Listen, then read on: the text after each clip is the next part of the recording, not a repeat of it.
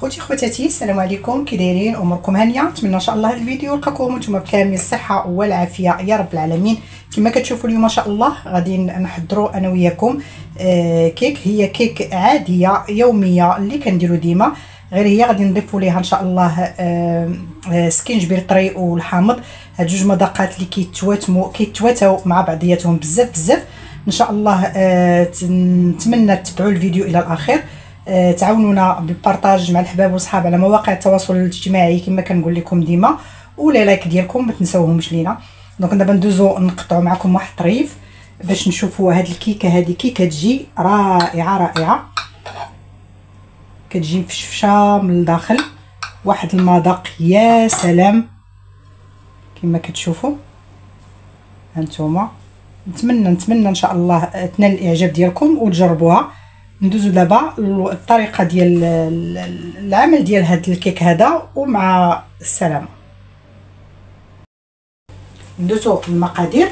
عندي هنايا واحد 6 ديال البيضات، عندي واحد 2 قشور ديال الحامض، زيت ديال الحامض، يعني نحاولوا ناخذوا غير ديك القشره الصفراء ما ندخلوش في داك البيض باش ما يعطيناش المروره.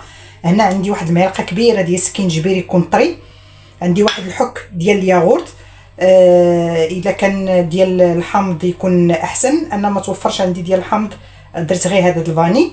عندي واحد نص كاس ديال العصير ديال الحامض، عندي واحد القياس ديال كاس ديال الياغورت ديال الزيت، نفس القياس كاس ديال الياغورت ديال سنيده يعني سكر حبيبات، عندي واحد القبيصه ديال الملحه.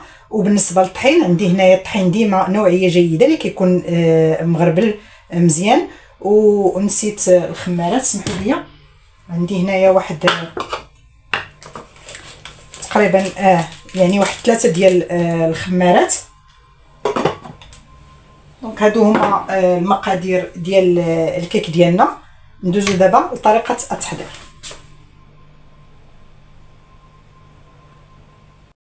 بالنسبه للطحين غيكونوا عندي تقريبا واحد 3 ديال الكيسان ديما بالعبار ديال الكاس ديال العنبه، يعني الكاس ديال الياغورت، وتقريبا شي 3 ديال الكيسان. ولكن غنشوفوا حنا ديما الطحين كنقول لكم على حسب الحجم ديال البيض، على حسب ديال السوائل اللي كيكونوا عندنا شحال، على حسب الطحين واش كيتشرب ولا ما كيتشربش. المهم انا غادي نخدمها وغادي نقول لكم في الاخير شحال دخلت ليا بالضبط. دونك هنا كنديروا هذا البيض ديالنا، غادي نضيف ليه سنيده، غادي نضيف المبشور ديال الحامض وسكينجبير طري كما قلت لكم صافي. وغادي نخدم هاد المكونات مزيان حتى ينسجموا ليا، وهذاك سنيده تذوب ليا في الخليط ونعاود نرجع معكم. من بعد ما كنحسوا بسنيده اللي كتكون دابت لينا مزيان كما كتشوفوا، والخليط كنخدموه واحد شويه، غادي نضيف المكونات الاخرين كاملين، غادي الياغورت والعصير ديال الحامض والزيت، وغادي نخدم عاوتاني واحد شويه. نخدم هذا الخليط ما نبالغوش عاوتاني في التطراب بزاف.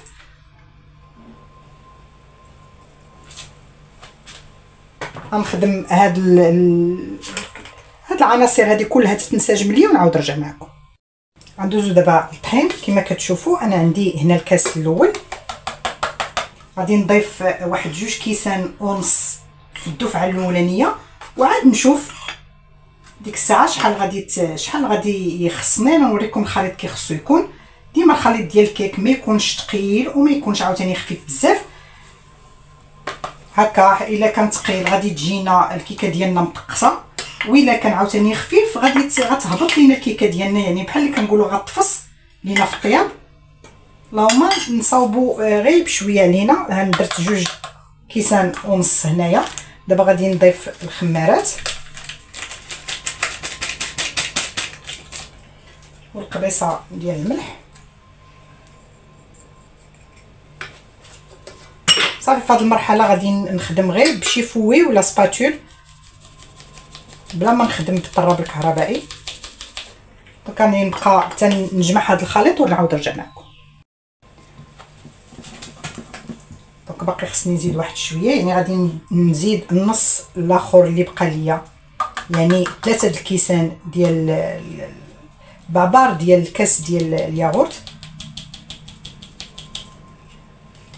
صافي. وغادي نجمع الكيكه ديالي ونعاود نرجع معكم. صافي من بعد ما كان تجمع لينا الخليط كما كتشوفوا، كما قلت لكم ما يجيش ثقيل وما يجيش خفيف بزاف، يجي ما بين وبين. الفران شعلته على 180 درجه، يسخن غير واحد ما كاملاش حتى واحد 2 دقائق ولا، انا ما كنسخنوش بزاف صافي. وغادي ندخل ليه الكيك كياخذ ما بين 40 حتى ل 45 دقيقه.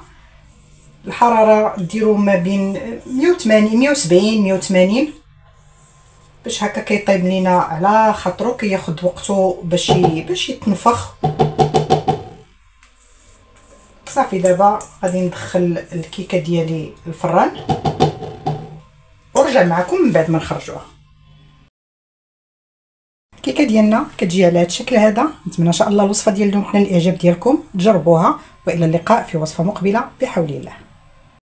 الكيكه ديالنا كتجي على هذا الشكل هذا. نتمنى ان شاء الله الوصفه ديال اليوم تنال الاعجاب ديالكم، تجربوها، والى اللقاء في وصفه مقبله بحول الله.